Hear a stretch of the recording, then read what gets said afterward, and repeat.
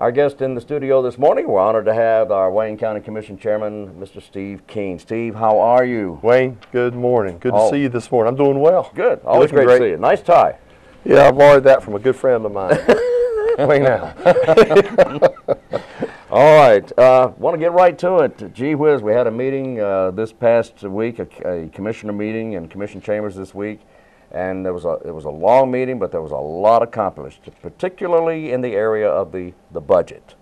Now, did we learn anything? Were there any surprises? And what do you feel? How do you feel about what was discussed during the hearings, the meetings?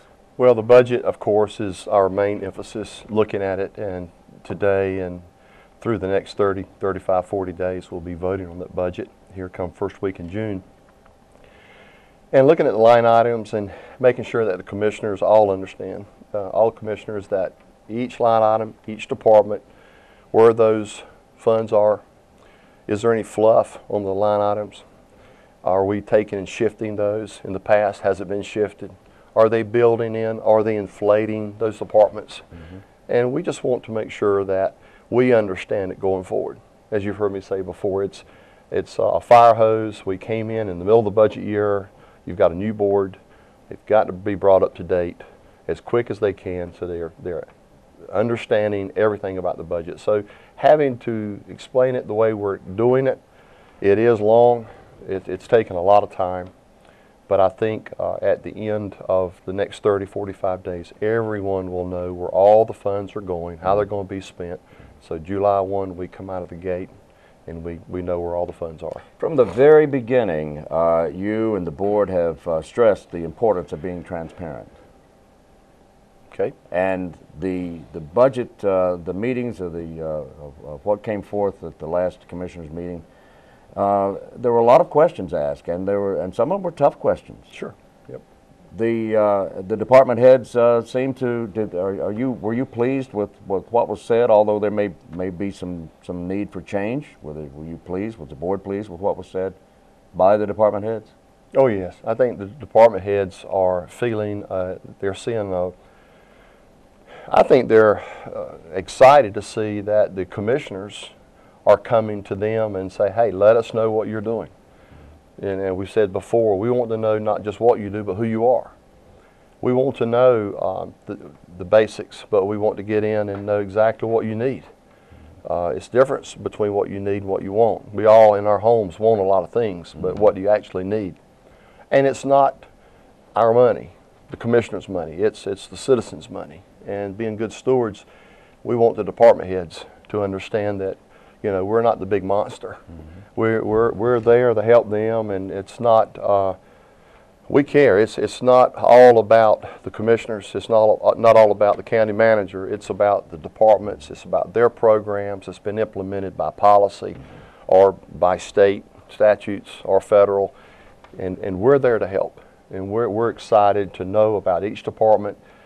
And we're sensitive to their needs, but we know where the monies can come from, and trying to keep those expenses down, stop spending as much, and just make sure we're all on the same page come July 1st. Yeah, I know that a lot of the community is not aware of the mandates from federal and state that are required yes. for the county to handle. Yes. It makes it difficult, doesn't it? It does. You have to keep up with what the state is doing. As I mentioned before, Marcia sends us a daily report of what's happening on the General Assembly side, in the Senate, in the House, what bills are being introduced, sequestration, how those funds are being cut on the federal side. We're having a meeting this afternoon with Congressman Holding. We had a meeting with Congressman Butterfield last week, with LaHood, Secretary of Transportation for the United States.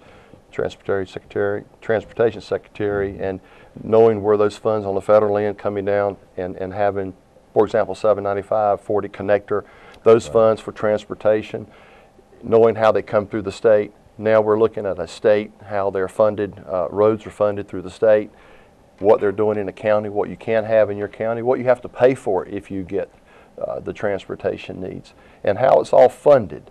You've got to follow the dollar. And when you know that it's being mandated through health services, through transportation, you just have to know that. especially in healthcare, Department of Social Service, the health department. There are indicators that say, yes, you've got to do it this way. And you say, well, to do a better job, then we may have to have more employees. Well, those funds aren't there. So you've got to go to the county taxpayer and say, if you want to fund this and still get the job done, you may have to increase your funding for 2 more employees or 3 more employees. Sure, it's job creation, but it's mandated by the state that you have these indicators you have to follow, and you have to make the grade. And in order to get the grade, your productivity is important. Yeah. Now the mandates from the state and federal mandates, it doesn't leave us a lot of wiggle room, does it? No. You've really got to look at what you need to have for safety and for programs. And then what we are finding is we have a number of nonprofits. Mm-hmm. And when you have nonprofit groups, you want to say, we want to be a part, we want to partner with you, but it's very difficult to say, well, we've got to pay here. We've got these facilities to keep up here. We've got education to look at here. We've got colleges to look at here. Now we got nonprofits, and they're wanting. And then, of course, good stewards, of course, as we are, we feel like as commissioners, we want to know the fund balances. We want to know what kind of monies are over here in your pot and how much this means to you, and do you use fund balance, or do you use these taxpayer dollars, or do you use state grants, federal grants, how it all works out. And of course, when I washed cars for a living 5 years ago, I had no idea all this was going on. I was clueless. Surprise. Big surprise. Big surprise. Wow. Be careful what you ask for, you might get it. Exactly, exactly. Well, and speaking of surprises, were there any surprises in the reports from the department heads that come to mind? Yeah. Really? Yeah, there's Pam Holt gave us a really good overview of what the Board of Education has in as sales tax receipts that are going into a fund balance, and close to $10 million. And I thought in my mind was 2.5 million, and that number each year, the last 5 years I've been a commissioner, that sort of has been in there. It's about 18.5 million, and then you have about 2.5 million, and we just going along. And then here about 2 weeks ago and found out that, well, there's a fund balance here. It's restricted, and you know, they have it, but they can walk in today and say, we need a check for $9.3 million, and we'd have to stroke a check for $9.3 million because it's their money. Well, yeah. And that was probably the biggest surprise this week in going through. We heard 37 different departments, and Lee is doing a great job with his staff, and Commissioner Daugherty and I just sat in on these budget meetings. They're not meetings, they're him and his staff. And we, as chairman, and I asked Mr. Daugherty to sit in, and we just sat there through all of these little group, his staff, and we just learned a lot. That's the thing about the 10 million in school funds there. That is surprising. I can imagine 4 times what you thought it might be. But it's their money. Yeah, but we don't want to encourage them to run in and ask for a check. No, I mean, it's their money. They do what they want to with it. I'm not. But when you look at funding and you look at where the monies are, it's all about the dollar. It's not our money. It's the citizens' money. And when you look at how hard it is, especially those on fixed incomes, especially those that are over 62, 65, and when you look at the needs, and you ride around the county, and we're a rural county, and you get out, and even in the city, and I've talked to Commissioner Bell about, Goldsboro, and you look at those pockets in areas that you know that they would love to see more funding in some of the areas, and you go into the needs of the people, and there are a lot of needs. There's a lot of uncertainty in older people, the elders, that are wondering, how is this sequestration? How is the health care going to be? How am I going to pay these bills? How much can I charge the farmer that I'm leasing my property to? How much can I get per acre? And the farmer's saying, you know, the expense is climbing, the fertilizer and all this is more expensive to farm. So, and then the taxes on top of that, you know, I've got to pay the taxes on the property that I'm leasing out. The children have gone, they're not in Wayne County. And when you start looking at the big picture, get that 30,000 foot snapshot, you look at the big picture. And of course, like I said, when I was washing cars, I had no idea all this was going on. You mentioned the sequestration, that and the Medicare, and not Medicare, but the what they're calling Obamacare. We're still learning new things about these. We're going to be learning a lot from this over the next 12 to 18 months, especially your employers. Yeah. What do you say to Wayne County citizens about every time they hear a news story, there's something new coming out about Obamacare or about the sequestration that's actually going to hit them hard in their pocketbooks? Well, again, any ideas? Employers, you have to tell them to stay on top of not just so much news, but do their study. If they can get on the internet, you know, pull up in different segments, different days of how they're going about it on the national level, in the Senate, in the House. They're still back and forth, not understanding the full picture. And we, to be honest with you, we really don't understand the big picture. It's going to be expensive. It looks like it may be mandatory. Of course, our state, Governor McCrory has taken a different approach and not accepting some of these suggestions that are coming from the federal government and sort of stepping back and watching.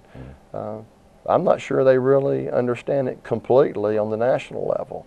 And I think it's very important that we go slow and we measure twice before we cut. Before we cut, right. Use the old carpenter's rule, and I think that's what this commission is doing, and I know it is that we're being very careful.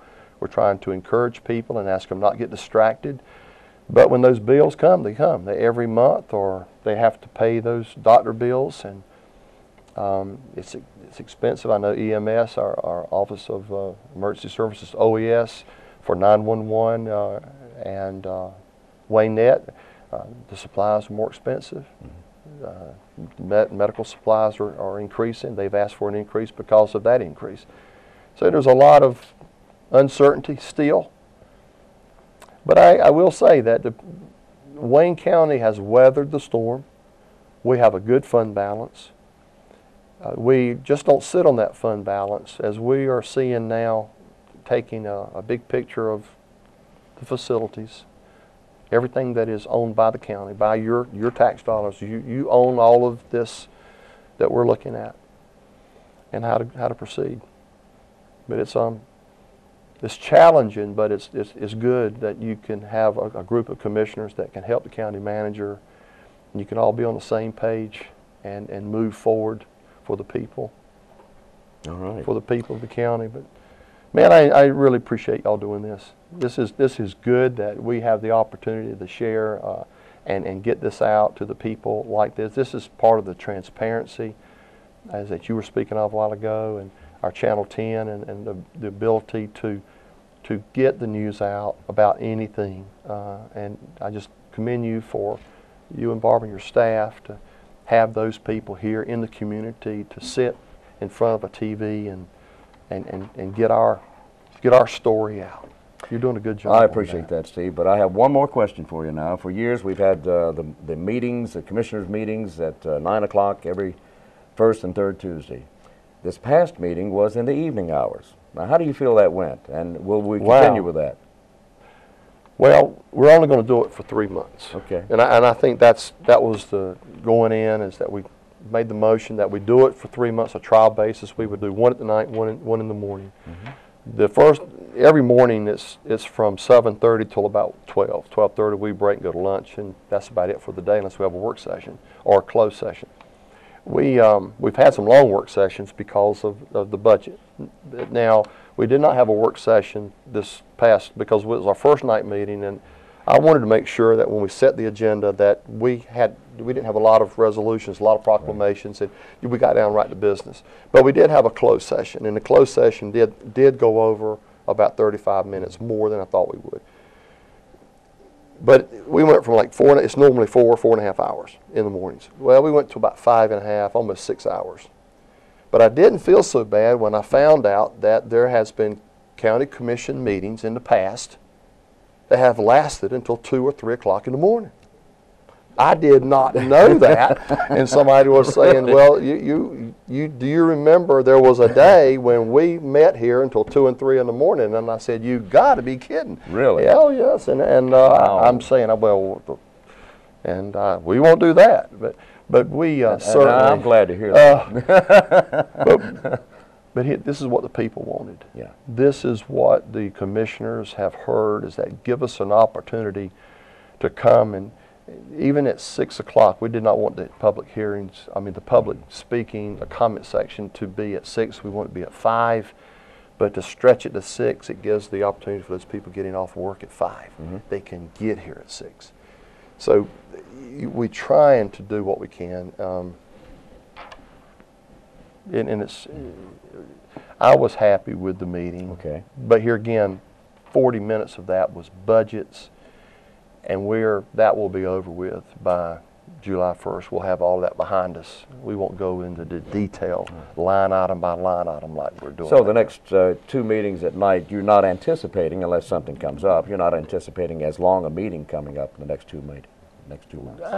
I can't say that, because those next 2 meetings it's going to be right in the middle of the budget. We're going to be voting on that budget probably the 2nd, 3rd week in June. Yeah. So July 1st it starts. Now the House and the Senate, I think they'll be finished by June 1, and then we will get a good handle on those mandated House and Senate bills that we were going to have to do, that our health departments and what the jails and all that will have to do. So we'll see how that goes. But I think the next 2 meetings just got a lot of work to do. Yeah. It's not about the time, it's how you use the time. It's like a shovel, you can work it hard, but if you sharpen it, you don't have to work it as hard. So we're sharpening our skills, we're asking the right questions, we're getting some great answers, and we're finding out together what we're all made up of, the county. All right. And how to spend those monies. It's about the dollar, Wayne. It's all about, it's not my money.